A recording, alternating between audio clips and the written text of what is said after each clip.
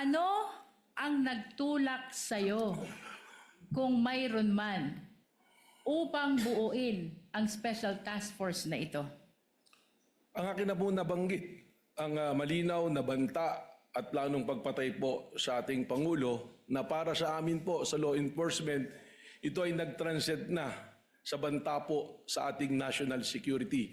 Sapagkat anuman pong banta sa ating Pangulo ay banta sa seguridad ng ating bansa. Sapagkat ito'y magdudulot ng kaguluhan, ng ligalig at destabilisasyon po sa ating pong gobyerno at sa ating pong bansa.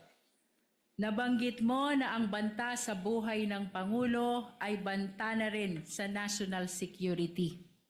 Ano pa, Mr. Witness, kung mayroon man, ang nagtulak sa'yo upang buuin ang Special Task Force na ito? May mga pangyayari po na atin pong nasaksihan na nagpatunay na ang banta ay seryoso. Katunayan po, ang aming investigasyon ngayon ay tumawid na sa hindi banta, kundi isang plano talaga na patayin po ang ating Pangulo ng Pilipinas.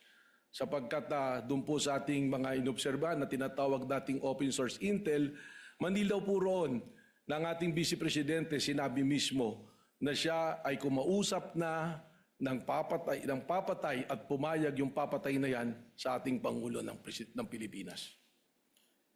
Mr. Witness, bukod sa iyong nabanggit kung saan may kinausap ang Vice Presidente na papatay sa Pangulo, ano pa, kung mayroon man, ang dahilan o nagtulak sa'yo upang buuin ang Special Task Force?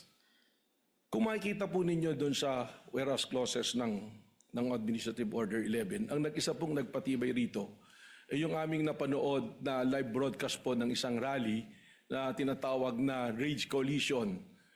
If I remember it correctly, it's April 12 na nagsasalita ang mayor ng Davao City na si Mayor Sebastian Basti Duterte na sinabi niya na isang ulo lang naman ang kailangan namin at yan ay ang ulo ni Bongbong Marcos.